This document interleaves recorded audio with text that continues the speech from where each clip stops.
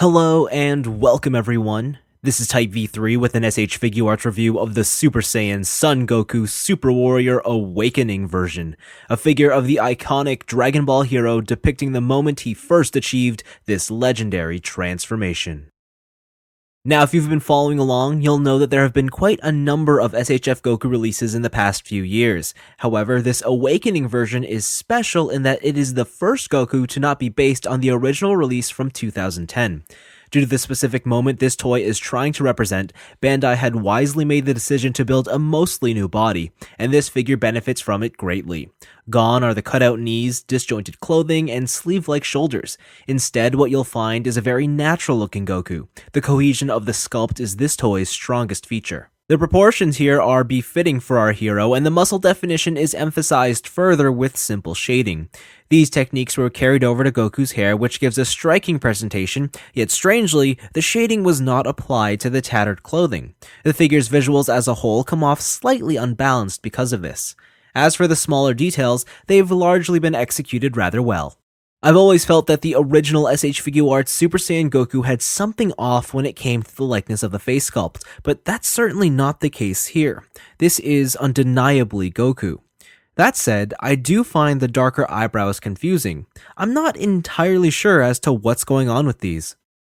The size of this Goku shouldn't be a surprise as he's more or less the same height as the previous releases. If anything, it's interesting to see how similar this figure still is compared to its predecessor despite all the new changes. Accessories are where things get a little repetitive. What you're given are 2 additional combat faces in the mouth open or teeth clenched variety, as well as the same 4 types of optional hands included with every S.H.Figuarts Goku to date. Otherwise, nothing else of interest has been included.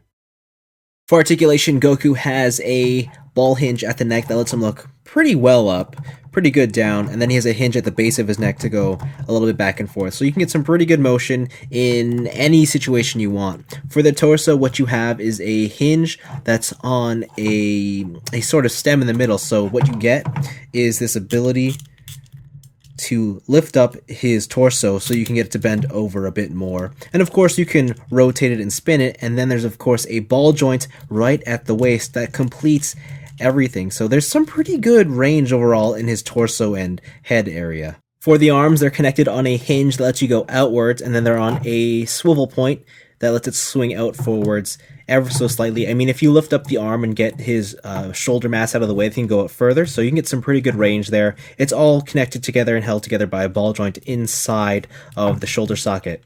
There is a nice hidden bicep cut right there, double joint at the elbows, and then you have ball hinges for the wrist. The legs were a little bit surprising in that they do not have the pull-down mechanism that we have been accustomed to with Goku figures. Instead, it's all one piece, so it's a hinge that goes outwards, and then there's a swivel that goes forwards, but that's really all you're going to get. You can swivel it backwards, so that's pretty good in terms of limitations. It may look like that there's a no thigh cut here, and that's because there isn't. It's actually underneath the clothing here, and I'll demonstrate it, which is pretty cool. It's right under everything, so that's pretty neat. I like how it's out of the way, and it kind of just blends in well with the clothing materials. You do have double jointed knees, and they look pretty natural, pretty okay for a Figuart.